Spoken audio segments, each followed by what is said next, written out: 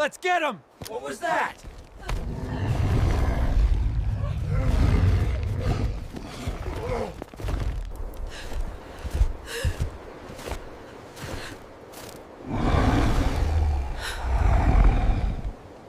Would you dare live alone on the edge of a forest where your daughter died under suspicious circumstances? Ellie Hayes is 78, a widow, and lives in a cabin near Greystone Falls. One winter night, strangers try to break in, but something massive emerges from the woods and sends them running. Whatever it wasn't human.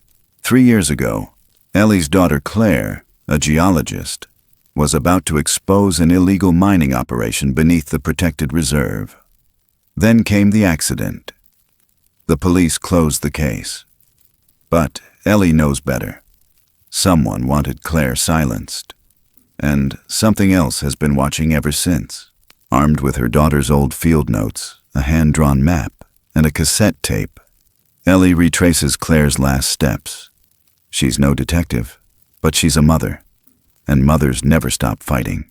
In this video, you'll see how a retired widow uncovered a cover-up, using nothing but a patch of red mud, a flannel scrap, and pure grit. You'll learn how she brought down a corporate predator without firing a single bullet. And when the man behind it all, Daniel Mercer, finally confesses, it's not to a jury, it's to the forest. At Ellie's funeral, the snow holds 2 deep impressions. Then they vanish into the trees.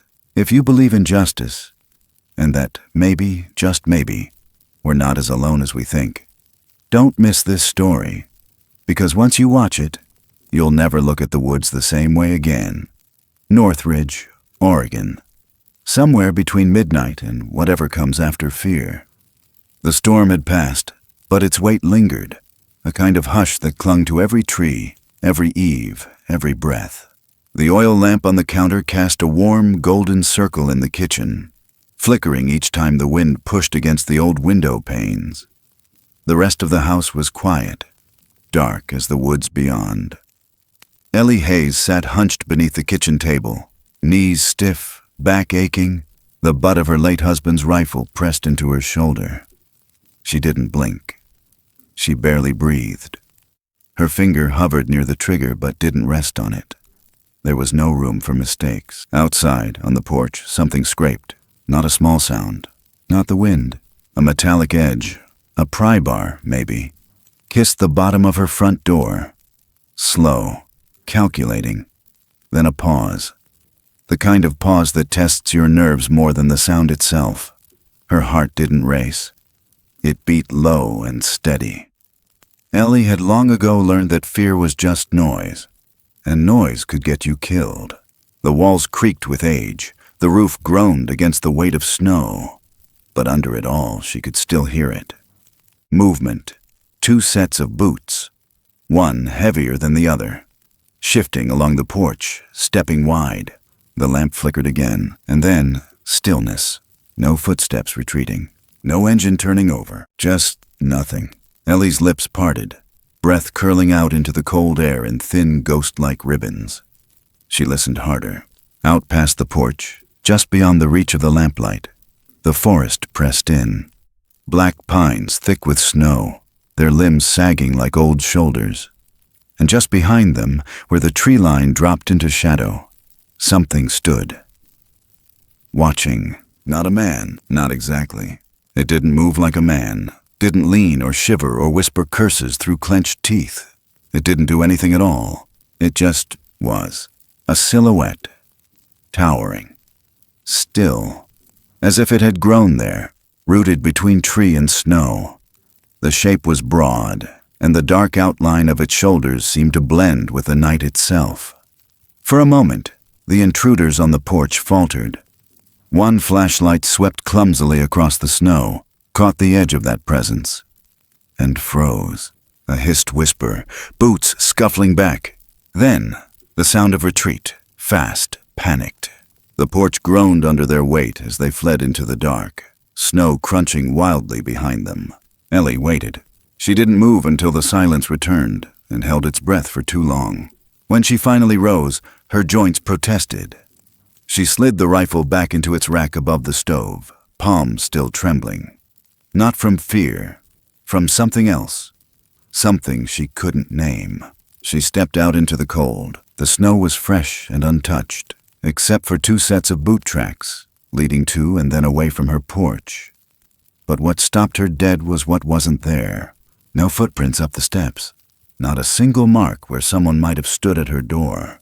But at the edge of the porch, just before the first stair, the snow was flattened, a deep, wide compression. Not in the shape of a foot. Just pressure. As if something enormous had paused there. Something with weight, but no desire to enter. Ellie knelt, squinting at it in the blue morning dark. She touched the snow lightly, her fingers dipping into the shallow basin left behind. The cold soaked through her gloves. Then she saw it. A smear, no more than 3 inches wide, barely dried. Red-brown dirt along the edge of the threshold. She stood and followed the faint trail with her eyes. It curved off the steps and disappeared into the woods, toward the south. Greystone Falls. No other place around here had that kind of soil. Iron-rich, bitter to the taste, stuck to your boots like guilt. Back inside, Ellie lit a second lamp and moved to the far corner of the kitchen. A small wooden panel beneath the window popped free with a practiced tug, revealing a narrow drawer. She pulled it out with reverence. Inside, a notebook. Old leather, the corners chewed and soft. Clare's field notes. Ellie opened it slowly. The pages smelled of cedar and damp paper. Her daughter's handwriting danced across the margins. Fast, precise, familiar. Ellie traced it with the pad of her thumb, stopping at the folded sketch tucked into the middle. A map, hand-drawn. Rough but certain. A trail leading from the old pipeline access road past the southern ridge, curving toward the old added entrance behind the falls. A red arrow marked, check waterline pressure, possible collapse zone. Another, mouth of mine, sound change. Ellie's breath caught. She looked up from the page, eyes landing on the square of cloth resting on the windowsill. A scrap of blue and green flannel, frayed at the edges. Clare's, her only shirt not burned in the accident. Ellie picked it up gently, pressing it to her lips. The fabric smelled like ash and pine and memory. She sat in her old rocking chair, facing the snow-covered yard, the map open across her lap. The clock on the wall ticked. 1 second, then the next. Outside, the wind gathered again. It howled low through the gaps in the old wood siding, curling against the corners of the house like a warning that never wanted to leave. She didn't turn the radio on. She didn't lock the door. She just watched. The flattened patch of snow at the edge of the porch was already beginning to soften, losing its sharp edges as the morning light bled in through the clouds. But the dirt remained, a stain on the wood, dry, dull, and not native to this part of the ridge. She would need to go back to where the water fell, back to where Clare's voice still echoed in the rocks. But not just yet. Ellie folded the notebook gently and placed it in her coat. Her fingers paused over the photo on the windowsill. A Polaroid of her and Clare in front of the Greystone marker sign, arms around each other, flannel and fleece, summer in their eyes. The corner was bent. The ink faded. She didn't cry. She just pressed the photo against her chest and whispered something only the walls could hear. Then she stood, stepped into her boots, and opened the door wide. The wind surged in like a memory that never asked permission. She closed her eyes and walked out into it. The snow was deeper than she'd thought. No tracks ahead, only that same wide, silent print, leading back into the trees. And there, near the edge, a single branch twitched, though no wind touched it. Ellie didn't pause this time. She stepped down from the porch, boots sinking into snow with a muted crunch. Behind her, the oil lamp flickered once more in the window, then held steady. Inside, the flannel lay folded on the rocker, the rifle on its rack, the air still thick with smoke and silence. And far off, somewhere deep beneath the roar of Greystone Falls, something began to stir again. Not loudly, not angrily. Just enough to remind the mountain that nothing buried stays still forever. The snow had settled overnight into a crust of quiet that blanketed everything, muting even the creek that usually murmured its way across the southern edge of Ellie's land. The world that morning looked frozen in time, glazed and brittle under the pale Oregon sun, as if anything louder than a breath might crack the whole thing wide open. Ellie stepped carefully, one boot after another, testing her balance against the hidden ice beneath the surface. Her scarf itched at her neck, wool damp from her breath. Each exhale showed itself in the cold, curling like smoke into the clean air. She followed the stream's edge where the water curved in toward the woods, watching how it split in odd directions.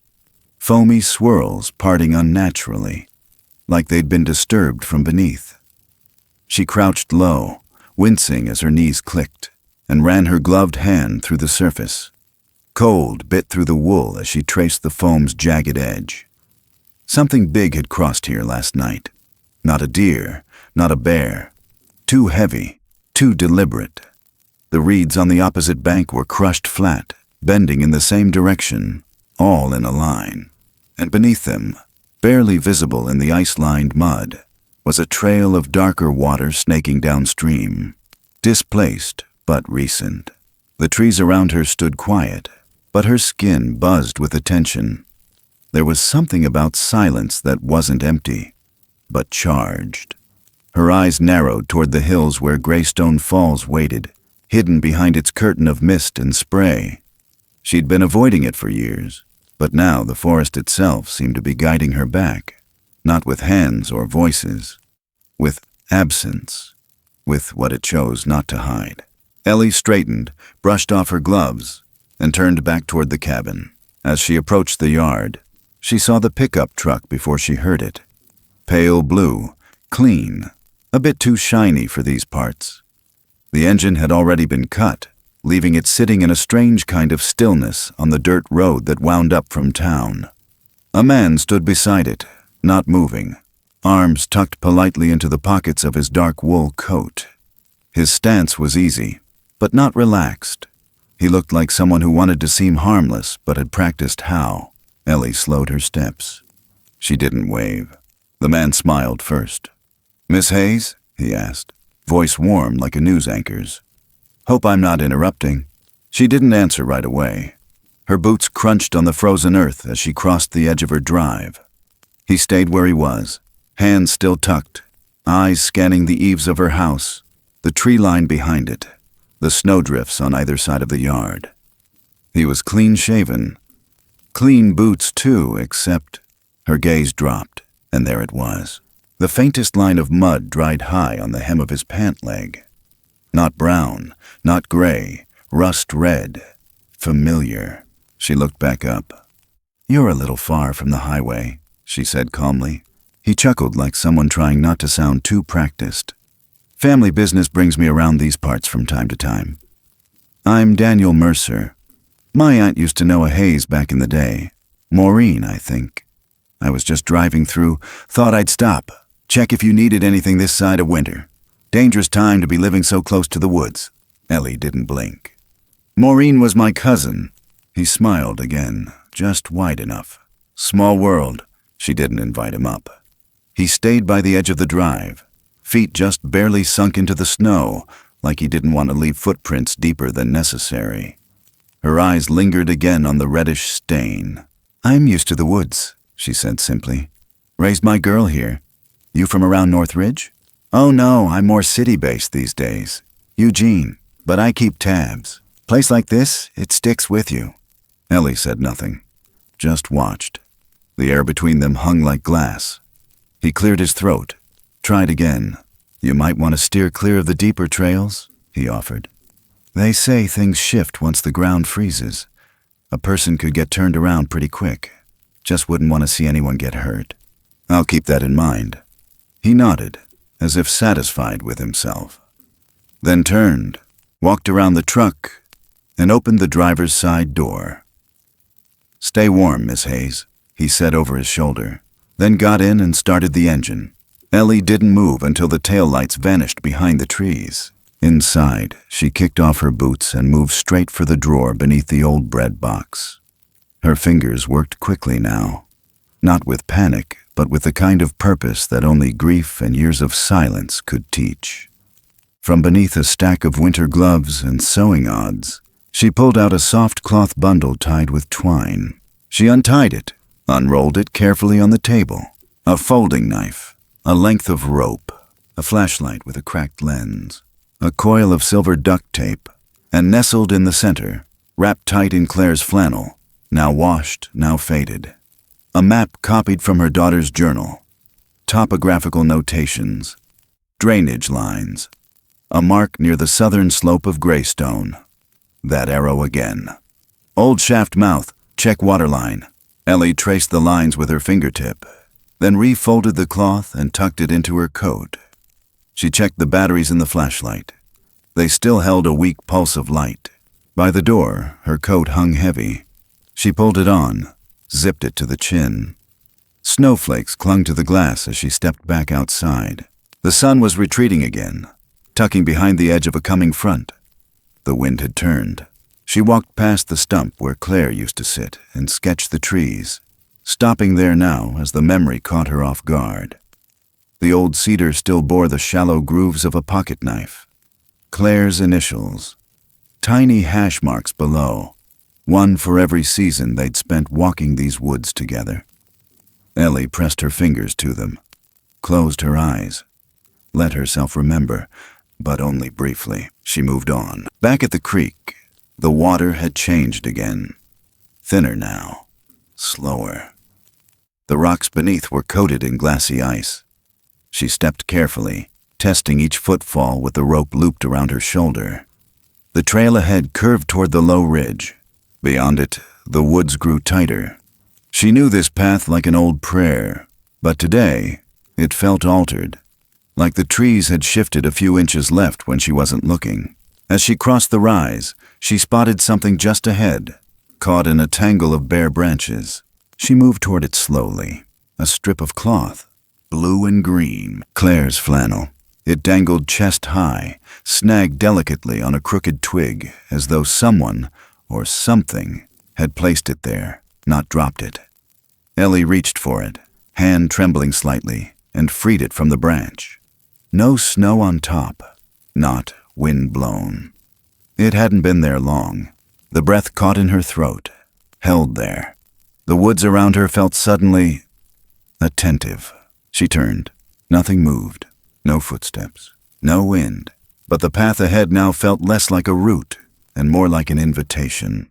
And behind her, she swore for a moment the air had thickened, as if something large had passed near and left only pressure behind. She walked faster now, hand tightening on the knife in her coat pocket. The cabin returned to view through the trees just as the light began to shift again. She rounded the last bend just as a truck engine faded in the distance. Mercer's, maybe. She couldn't tell. Later that night, the flannel folded beside her on the kitchen table. Ellie wrote a note and sealed it in an envelope marked, "For Ranger Dana Whitcomb." She tucked the cassette copy inside, labeled, dated. She scrawled a single line beneath, "Open only if I don't show up." Then she slipped on her gloves, pulled the old floorboard beside the stove, and wrapped the original cassette in plastic before burying it beneath a loose brick in the foundation. She replaced everything with the precision of ritual. When it was done, she exhaled slowly.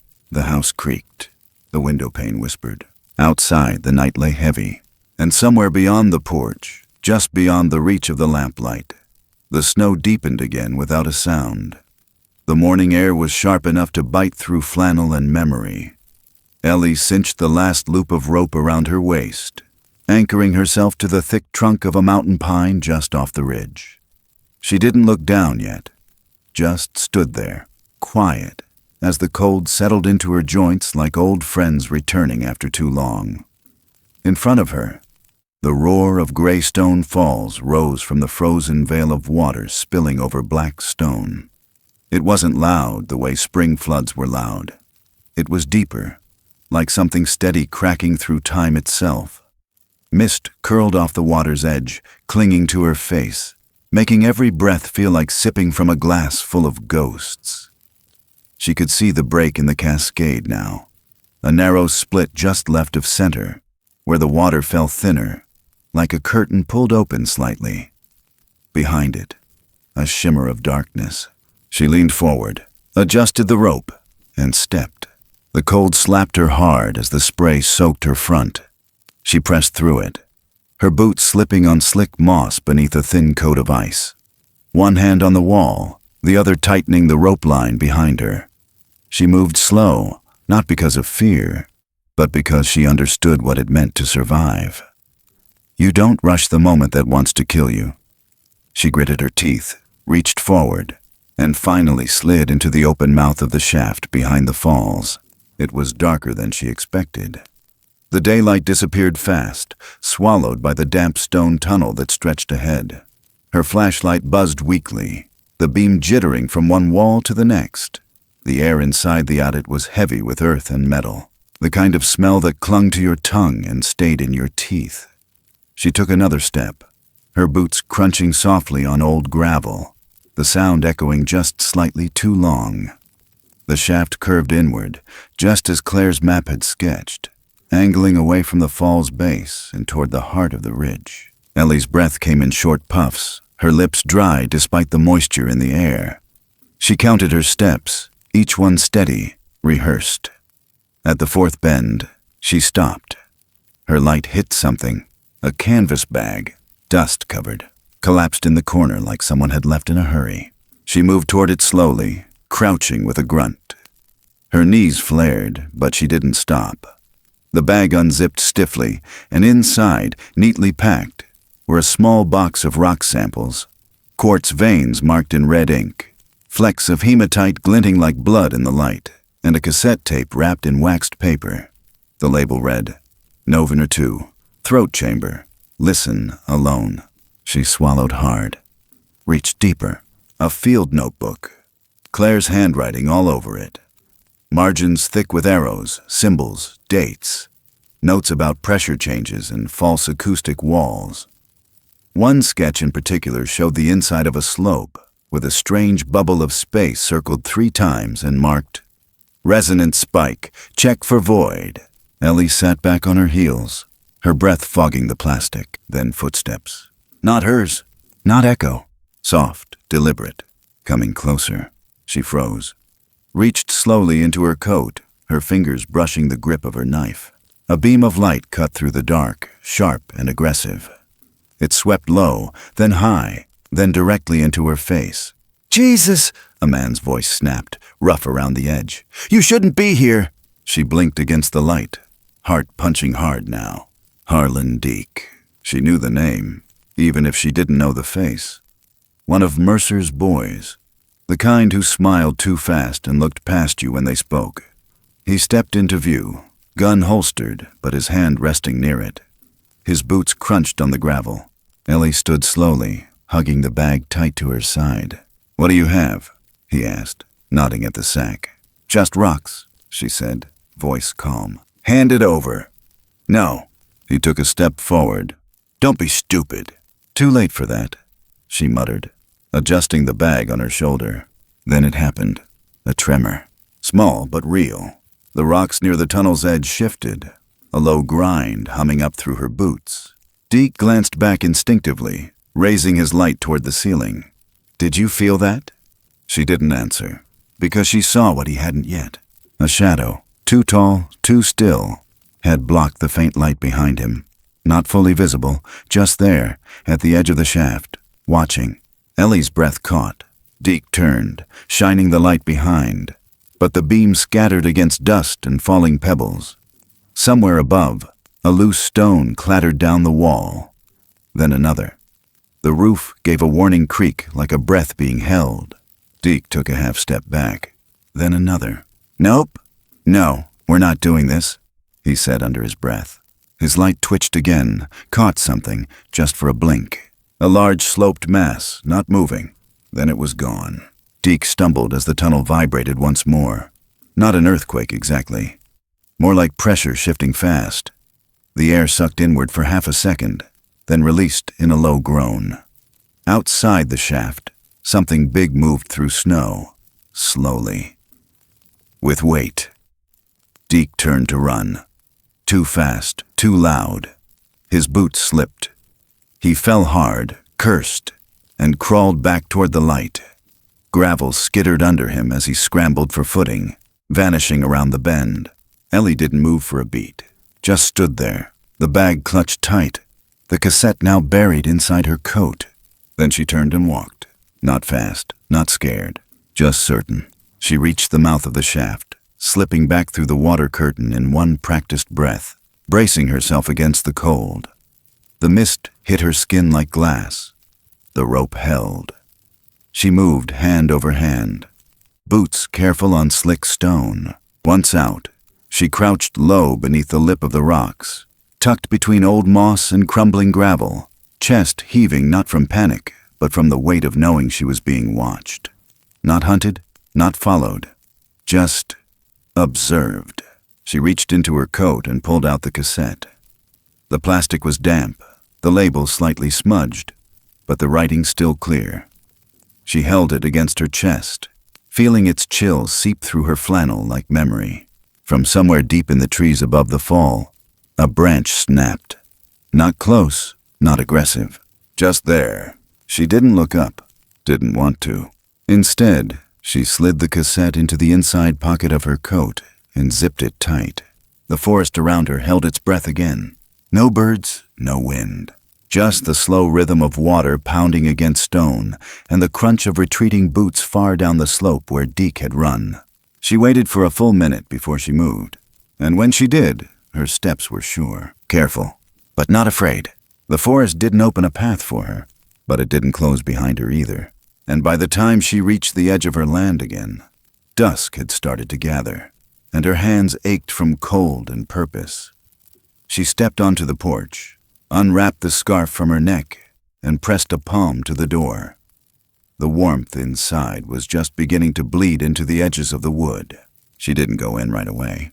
Instead, she looked down. A small object sat half buried in the crusted snow beside the top stair. A lighter, worn metal, engraved. She bent slowly, picked it up. The words were plain. DMCO. She turned it once in her hand. There it was again. That same rust-red mud, dried into the grooves. She didn't pocket it, just held it there.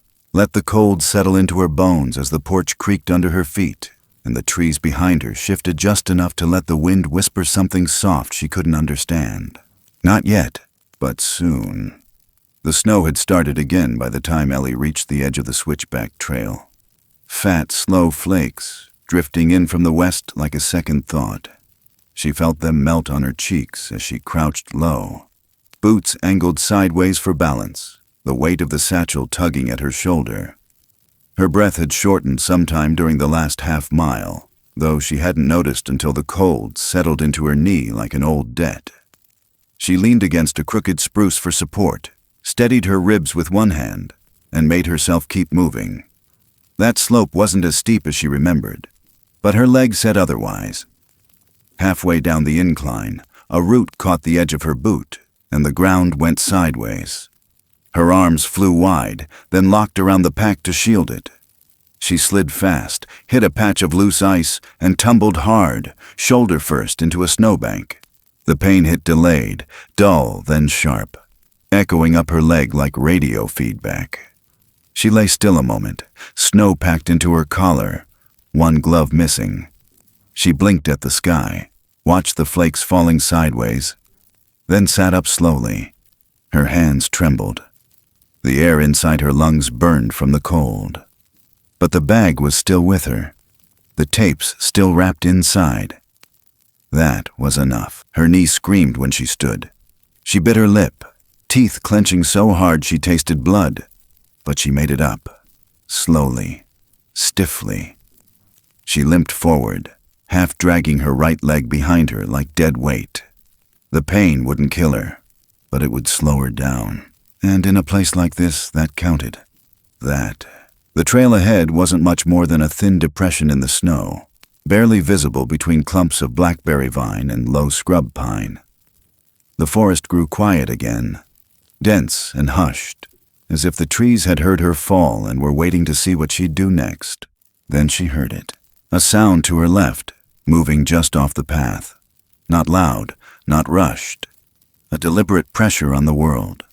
Not footsteps, something heavier than that. A shift, a presence. It didn't break branches, didn't snarl. Just moved in slow rhythm, keeping a respectful distance. But it never stopped. She turned once, slowly. Nothing there, just the usual scatter of shadow and snow. But the branches were bare. And still, something was tracking alongside her. Parallel. She pressed forward, jaw set. Not running, but not lingering either. Every few steps she paused, not to rest, but to listen. At one point she stopped cold, turned sharply again and caught it. A cluster of fir limbs had bent backward, unnaturally. The snow on top had not fallen. It had been brushed. The shape was too clean, too recent. But there were no tracks. Only deep impressions in the drifts. Wide, indistinct. Like someone had passed by carrying great weight but never touching the ground the way people do. She kept walking. By the time she made it to the lower clearing, the wind had started again. Soft at first, then steady, blowing east. That's when she saw it. Her flannel, blue and green, hanging from a branch ahead, eye level, caught on the gnarled limb of an old alder tree. No snow on it, no signs of a fall. Just there, hanging, waiting. She stared at it. Her heart thudded once in her throat. It was Clare's. The same one she'd folded, refolded, used to wrap the tapes. She had it last night. She remembered that clearly. It had been in her pack. She stepped forward, slowly, almost reverently, and reached for it. The fabric was warm. No, it was dry. Out here in a snowstorm, she looked around again. Nothing moved. But the presence hadn't gone. It had just stepped back. Then the engine. A familiar sound now. A low hum rolling in over the ridge like a warning. She turned and saw the truck just as it crested the trail. Dark green. The same one from her drive 3 days earlier. It slowed as it reached her cabin. Tires crunching on snow and gravel. Daniel Mercer stepped out like he owned the weather. He wore the same tailored coat, same dark boots. Except this time he didn't bother with pretense. No smile, no small talk. Just that steady scan of the landscape, as if he were counting trees. He noticed her. Raised a hand in mock greeting. Ellie didn't wave back. Instead, she walked to the porch, her limp visible now, and waited. The pain had spread behind her knee, into her hip. The wind whipped her hair loose as he approached. "Miss Hayes," he said, voice flatter than before. "You're hard to catch these days." "Not trying to be." "Mind if I come in?" "I do." A long silence passed between them, broken only by the wind rattling through the stovepipe. He looked down at his boots, then back up. His eyes weren't warm anymore. They'd gone cold, cautious. "You've been poking around where you shouldn't." She raised an eyebrow. "I didn't know walking on public land was a crime." Mercer didn't answer, just exhaled, scanned the yard again, then took one slow step up onto the first stair of the porch. She stepped back, not far, just enough to make her point. He paused, looked down. The porch boards creaked, dusted with snow. But something else caught his eye. A patch of red mud, smeared near the base of the steps. Fresh. He looked at his boots, then hers, then the trail behind her. Then narrowed his eyes. "You ever wonder," he said quietly, "why some places stay hidden for a reason?" Ellie didn't blink. "You ever wonder why some people push too hard and end up buried beneath them?" He laughed.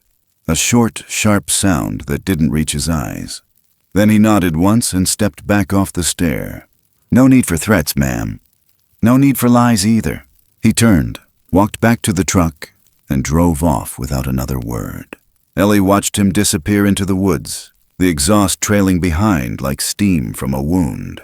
That night she didn't sleep. She sat at the kitchen table, the flannel folded neatly beside the envelope, a cup of lukewarm tea steaming just enough to fog the window. She reached under the sink, pulled the floorboard, and carefully lifted the cassette from its hiding place. Her fingers were still scraped from the fall, her knuckles swollen from the cold. She stared at the label again. Clare's writing, slanted and neat. She ran her thumb along the edge, then gently slid it back into the wrapping. Then she opened a fresh envelope, placed the copy inside, and wrote one line in ink across the front. Ranger Dana Whitcomb. Open if I don't arrive. She sealed it, taped it, labeled it with the date, then placed it in the hollow of the kitchen clock, where her husband used to stash emergency cash. If they came tonight, they'd take what they could see. But not all of it, and not without cost. As the stove clicked with heat, Ellie stood and let her gaze pass over the room. The candle stub on the sill, the steam on the glass, the rifle on the wall, the flannel on her lap. And beyond the porch, in the dark woods where the wind barely reached, she sensed it again, not watching, just waiting. That wait, that stillness, that same presence. And maybe, just maybe, it wasn't alone anymore.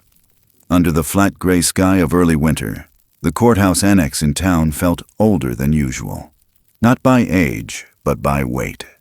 Ellie stood at the end of the main hallway, shoulders stiff beneath her coat, fingertips tingling from the cold that never quite left her anymore. The clerk behind the glass partition was young, no older than 30, and too cheerful for a place like this. But she didn't ask questions. Just took Ellie's ID, typed something into the terminal, and slid a folder across the gap. These are the land surveys going back to 1962, the woman said, her voice too loud for the stillness. Careful. Some of them are carbon copies. They smudge. Ellie nodded once and moved to the table beneath the window, where the light from outside hit the paper at just the right angle to make old lines glow. She opened the first map, tracing her finger along the ridge where her cabin sat. The topography hadn't changed, but the paperwork had. The parcels were different now. Split, sold, relabeled under shell companies that sounded local but weren't. DM Holdings LLC, Hayes Ridge Extractives, Redwood and Sons Development, names stitched together with intention. Each one peeled off a piece of the hillside like bark from a wounded tree. She flipped to the map from 68. There it was, adit mouth marked near the southern waterline. Back then, it was registered as part of a defunct logging claim, the kind used for mineral scouting when no one was watching. But the newest maps didn't show it. They rerouted the boundary lines, made it look like the shaft never existed. Instead, the claims had shifted west, overlapping with the edge of protected watershed reserve. She reached into her coat, pulled out Clare's hand-drawn overlay, and laid it across the modern map. It fit, too perfectly.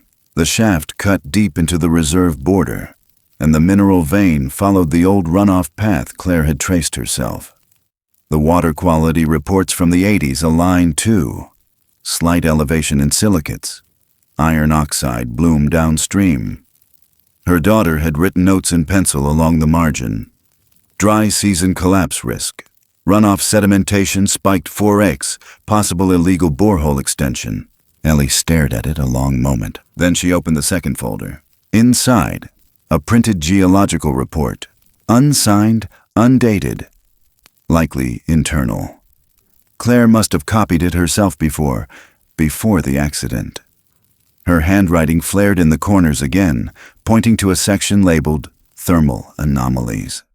The notes mentioned a rise in subterranean temperature readings during the dry season. That, paired with lower waterline pressure, suggested something artificial had diverted the flow beneath the ridge.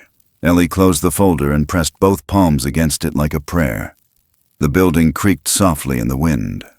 Somewhere down the hallway, a phone rang once, then stopped.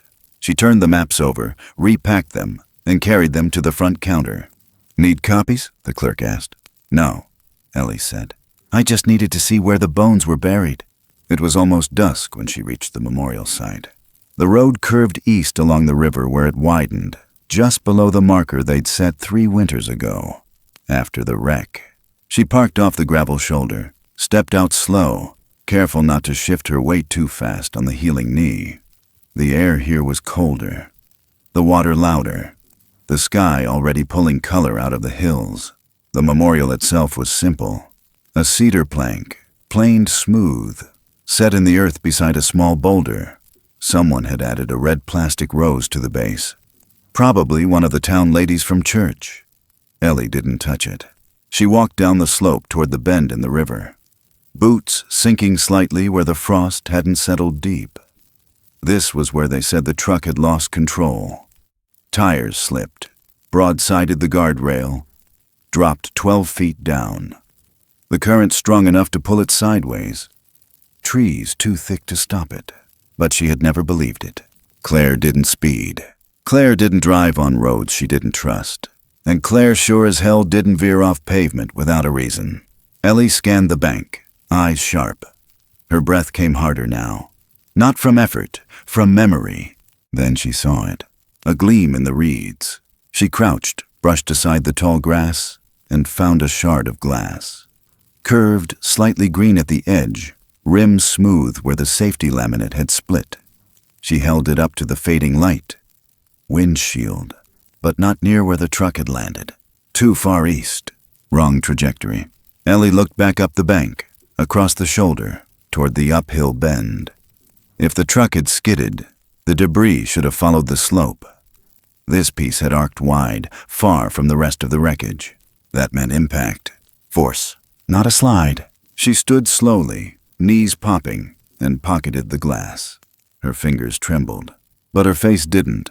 She returned to the truck, opened the glove box, and took out the envelope she'd packed earlier that morning.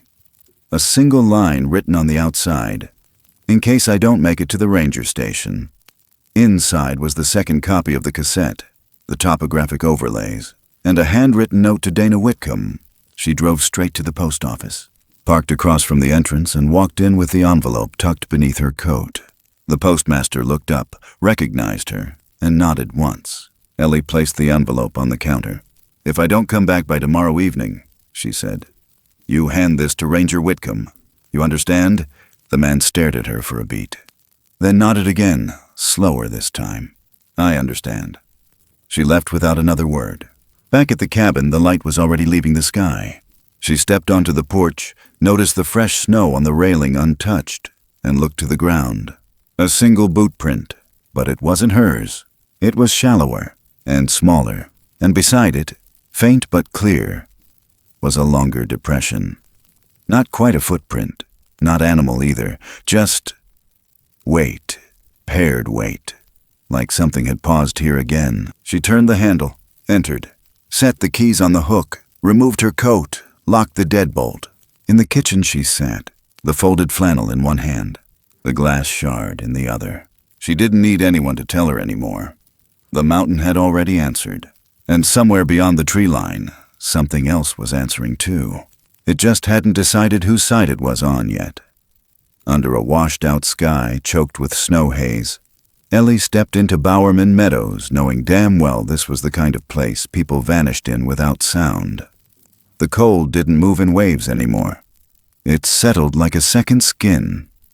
Stiff, breathless. The field stretched wide, open but not empty. Dead grass lay flat under the weight of frost. Patches of ice crusted around the edges of buried stones, and everything in sight was too still. It was the kind of silence that made your bones want to whisper out loud, just to know you still had a voice. She moved slow, each step careful, her boots leaving precise, solitary prints. No backup, no margin, just a body older than it used to be and a bag too heavy with evidence. Her hand brushed against the inner coat pocket where the second envelope sat, the copy of the tape, the map, and her final note. The original was still safe beneath the kitchen floor, but this one needed to survive if she didn't. At the tree line, the wind stopped. Not slowed, stopped. That kind of stillness doesn't happen on accident. Not in the Cascades, not in winter. She tightened the strap of her pack and kept walking, boots cracking the ice with quiet snaps. Then came the sound. A breath, maybe. No, a shift. like a weight leaning too hard against the earth, pushing air in places it didn't belong. Ellie turned her head, eyes scanning the perimeter. Nothing moved, but her ears told a different story. She could feel them before she could place them. Shadows dressed as men. And then the voices came in behind her. "Don't turn around." It was Deke. His voice carried that smug, tight edge that always meant he was holding a gun and trying to hide a trembling hand. Ellie didn't turn. She stood straight, adjusted her shoulders like she was fixing a shawl, and let her fingers drop to her sides. "I'm not armed," she said. "Not with anything you need to be afraid of. You got the tape? Not the one you want." Footsteps in the frost behind her. 2 sets, crunch, crunch. A third pair heavier, spread out. No urgency, just control. "You should have stayed home, Miss Hayes," said Deke. "You're not built for this kind of heat. You came with 3 men and a loaded pistol. I think you brought the heat all by yourself." A scoff, then a click, safety off. "Give it here." "You fire that gun," she said calmly. "You better hope no one hears it." He took a step closer. "Ain't no one around to hear." That's when the forest answered. Not with sound, with silence. A sharper kind. The kind that cuts. The kind that hangs just before something breaks. Ellie didn't move, but she saw it. Just past the shoulder of the tallest pine, a flicker of something massive. Not shape, not color, just displacement. The same way you see heat off asphalt. A ripple where air shouldn't bend. Deke's laugh cut short. What the hell was that? Behind him, one of the others shifted. Fast. "Don't move," Deke barked. But it was already too late. The trees didn't rustle. They swayed, with purpose, as if something heavy had leaned against them all at once. "Jesus Christ," the second man whispered. "Is that a bear?" "No bear stands still like that," the third hissed. "Look, there's more." And they were right. They weren't alone. Ellie could feel it. Just beyond the range of sight. Figures standing between the trunks. Not crowding, not charging, just present. Spaced evenly like stones at the edge of a grave. She turned her head just enough to glimpse the nearest. It wasn't clear, not fully. It didn't need to be. Shoulders too broad. Height wrong. Breath slow and visible. "Back up," one of the men whispered. "No," Deke snapped. "Hold your line. They're bluffing." "You think the trees are bluffing?" Another step back. Then the sound. The forest inhaled. And every pine needle on the eastern ridge shifted in sync. Not with wind, with warning. That's when the birds exploded from the canopy. Hundreds, sudden, shrieking like the whole sky had caught fire. One man yelled and fired into the dark. Too late. The presence tightened. The circle shrank. Ellie didn't move, didn't flinch. The gunfire echoed once, then stopped. No contact, no target, just panic. "You idiots," Deke growled. "Now they know we're afraid." They already knew. Then a voice broke through the cold, smoother than the rest. "Daniel Mercer." He stepped into the clearing from behind Ellie, face tight with anger, but trying to keep the charm stitched on. "Put the weapon down," he ordered, calm but sharp. Deke hesitated, then lowered the gun. Mercer approached Ellie directly.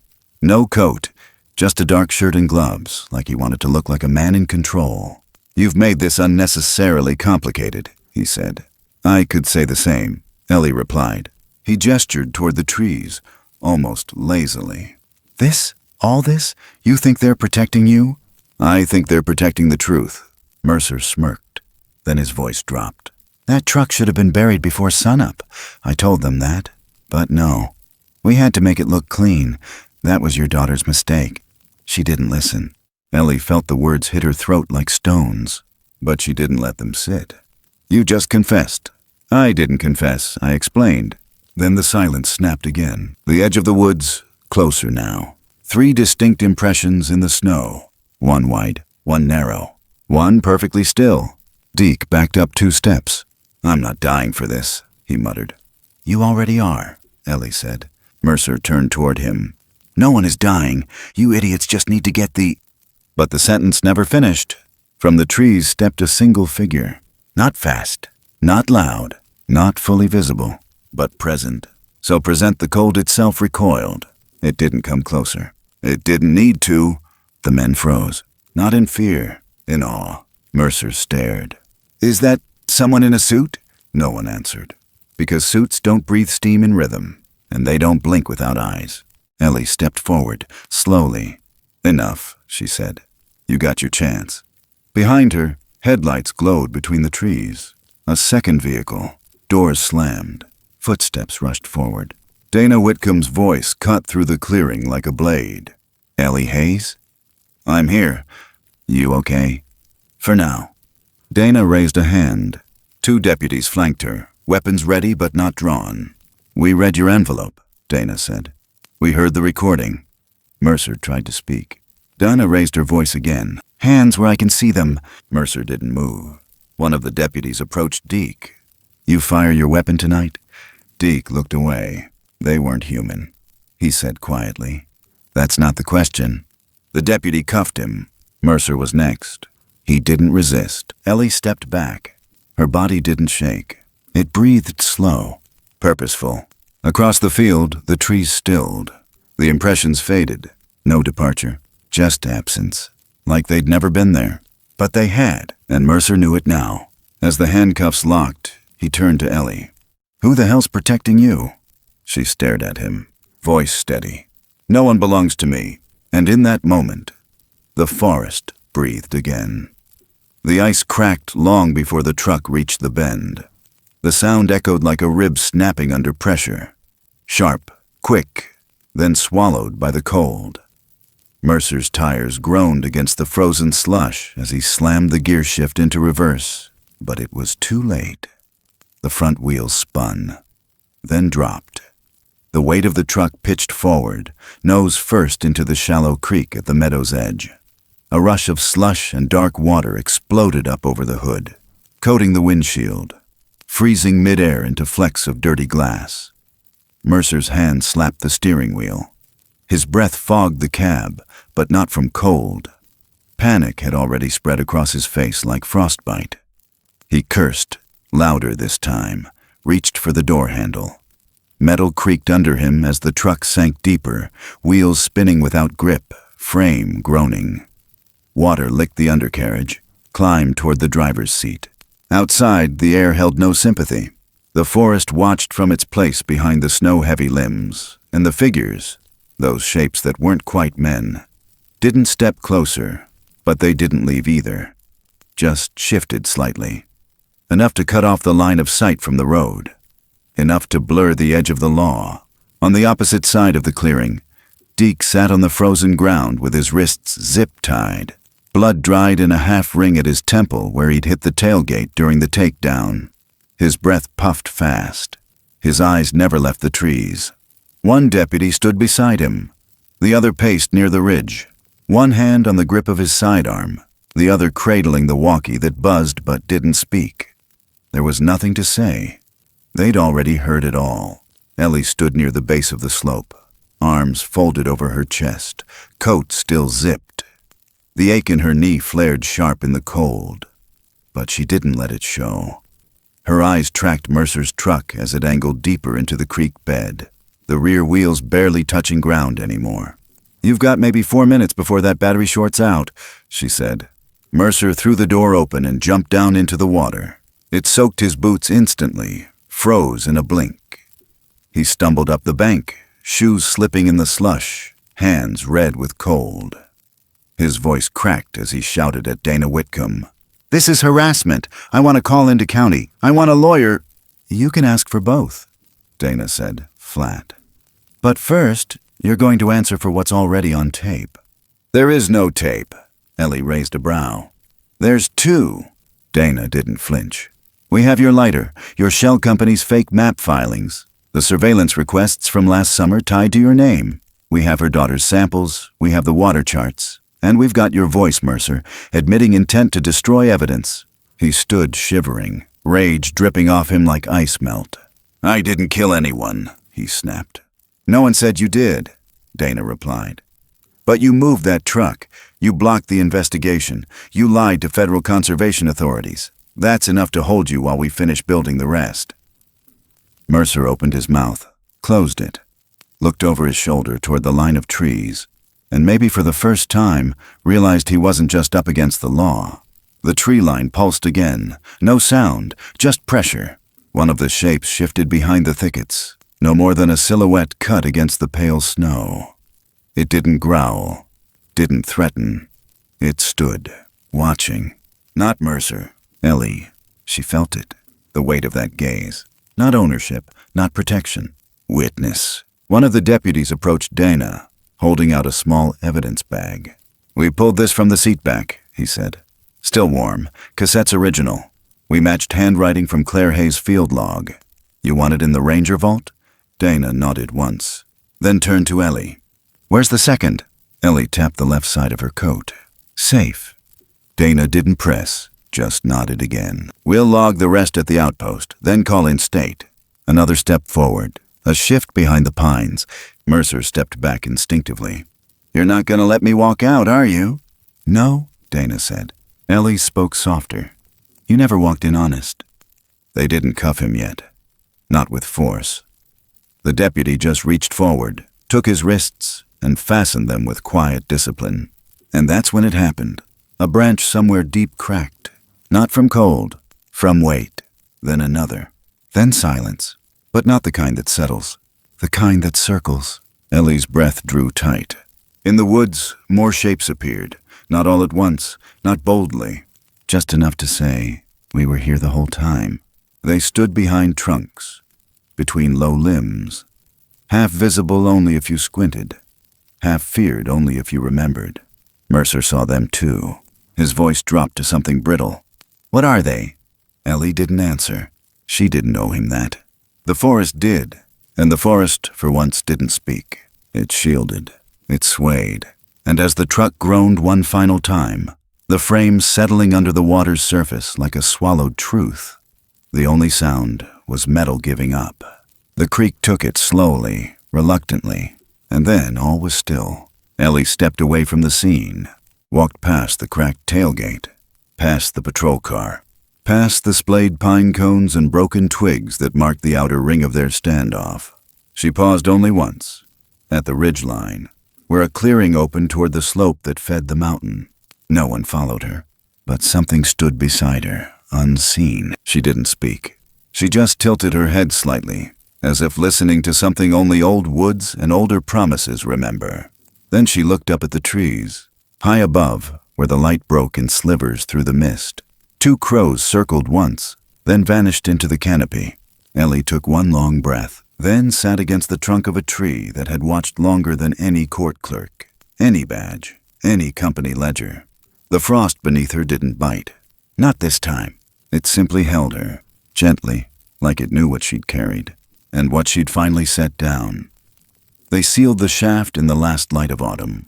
2 men from the federal geological team welded a steel grate over the mouth of the adit, bolted it clean into the rock wall, then mounted a metal sign just to the left of it.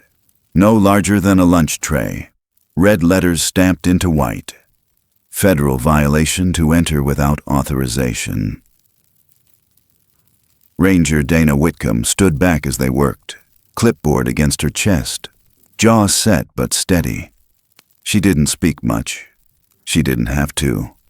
The paperwork had already gone through. A federal inquiry had opened the previous month, triggered by the evidence Ellie provided. Mineral rights reallocation, falsified boundary reports, one unsigned permit traced back to a dummy office in eastern Nevada. It was enough to freeze every deal Mercer and his people had touched in the last 8 years, and just enough to rattle others who thought Greystone Falls was empty land. The adit wasn't buried. Ellie asked for that specifically, not to be hidden, but to be watched. Some wounds you don't close, you name them, and you wait. By December, the first volunteer patrols began forming, mostly locals. Retired folks, forest workers, a few tribal conservationists who'd never trusted the maps to begin with. Dana called them watershed stewards. Ellie just called them keepers. They carried notebooks instead of drones, walked the ridges with pencils behind their ears, measuring water levels, listening for the shift in tone beneath stone. Clare's name was added to the fund. The Clare Hayes Watershed Memorial Program. A long name, but the work was simple. Protect the pressure points. Map the water. Leave things kinder than you found them. Ellie helped when she could. She didn't speak at the meetings, didn't sign the minutes, but once a week, she came down to the ranger station with a handwritten page wrapped in twine. Notes on frost depth, pressure changes, odd vibrations she felt in the floorboards at night. Dana always took them without a word, tucked them into the back of a black binder marked with 3 letters. CH. The house didn't change much. She kept the same curtains, the same oil lamp on the sill. The stove burned slow in the evenings. Her knee still acted up in the snow, but there were new things too. Quiet things. She stopped locking the door. The flannel stayed folded by the window, and in the months after the snow first melted, something strange began to happen. After each new storm, the snow in front of the porch remained undisturbed, clean, smooth, no boot prints, no marks of bird or deer. But always, 2 shallow indentations sat opposite the top step, not close enough to breach it, just near. Not every storm, not every night, but enough, and always facing the door. She never tried to follow them, never waited up with a light, just placed a bowl of warm water inside the threshold on those nights. Sometimes a small loaf, a strip of flannel, one of Claire's pencils. Never asked for anything in return, and nothing was ever taken. But nothing spoiled. That was enough. The winters came quieter now. Ellie found herself sitting longer in the evenings, not because she was tired, but because the air seemed to hold more breath than before. She'd catch herself watching the edge of the woods without meaning to. Her tea would go cold. She didn't cry much anymore. She didn't need to. Claire's last journal remained where she left it, on the desk beneath the window. Pages marked with red arrows and water lines, graphite smudges where field notes had been amended and underlined. The cover had begun to curl from the wood stove's heat, but the last page stayed flat, a note Ellie never touched. Water remembers its path, and maybe kindness does too. One Sunday, when the frost had just returned and the wind had shifted north again, Ellie packed a small canvas bag and drove to the ranger station. She didn't say goodbye to the house, didn't blow out the lamp, just left things as they were. At the station, she placed the bag on the desk. Inside, Claire's notebook, a roll of duct tape, her pocket knife, a clean piece of folded flannel, and a pencil wrapped in wax paper. On top, a torn sheet of lined paper. Her handwriting wasn't neat anymore, but it was firm. We don't belong to each other, but we can keep each other safe. Dana didn't speak when she read it, didn't ask what Ellie planned to do next. She just nodded once and walked out to check the perimeter. Ellie stayed behind, sitting by the wood-burning stove in the ranger's lounge, listening to the kettle hiss. The walls there smelled of ash and pine, the good kind. She didn't need much, didn't want anything named after her, didn't want a statue, just wanted the water to run clean, the truth to stay dug up, and the door to remain unlocked. Later that winter, a young ranger, new girl from Idaho, barely 25, hiked up past the clearing after a storm and found the porch like always. No footprints, no mess, but 2 wide impressions in the snow, standing still at the edge of the top step. She stood there for a long time, staring, not sure if she should knock. Then she looked down and noticed something else. A single cedar twig lay gently across the top stair. No mark beside it, just placed, with care. She turned back without disturbing it. Didn't speak of it to anyone. But a week later, she left a red scarf at the tree line, and it was gone by morning. Things stayed quiet after that. The shaft remained sealed. The creek ran cold. The fund expanded, and Ellie, when asked, said very little. Just sat on the porch most days, chair creaking beneath her, watching the fog roll down from Greystone like breath from something sleeping. And on the final snowfall of that year, when the ground went white again and every sound slowed, something appeared once more. 2 wide indentations, facing the door. But this time, a third mark beside them, smaller, like a child's. Ellie opened the door, stood in the frame, didn't cry, didn't speak, just stepped back once, left the space empty, And slowly, in time, the world settled. The porch grew older, the trees grew thicker, but the line never broke. Because sometimes keeping a promise looks like nothing at all. And sometimes it looks like the snow staying clean. Sometimes the loudest truths are the ones never spoken aloud. They live in the weight of silence between trees, in the way snow falls and leaves no trace, in how certain eyes watch without judgment, and certain hands help without being asked. There's a kind of grace in that stillness, an understanding that the world doesn't always fix what's broken, but it remembers who tried. This story was never about monsters or justice or even the past. It was about what we choose to protect when no one else is watching, about the quiet acts of courage that don't make headlines, the ones done out of love or loyalty or grief that hasn't yet found its name, and about how even in the deepest woods, something good can take root and wait, patient as frost, until it's needed. In a time when it's easy to look away, this has always been a story about those who don't, about the ones who keep the fire lit, who leave the door open, who listen when the world goes quiet. Maybe kindness isn't some grand gesture after all. Maybe it's a bowl of warm water set just past the threshold. Maybe it's believing that some things, though unseen, still see us. The wild doesn't forget, and neither do we. If this story found its way into your heart, let it stay a while. And if it reminded you of something, a place, a person, a silence you once shared, we'd love to hear it. Leave a comment, share your thoughts, and if you haven't already, make sure to subscribe so you won't miss the next journey into the woods. Thank you for listening, and until next time, keep your porch light on. Something good might be out there watching.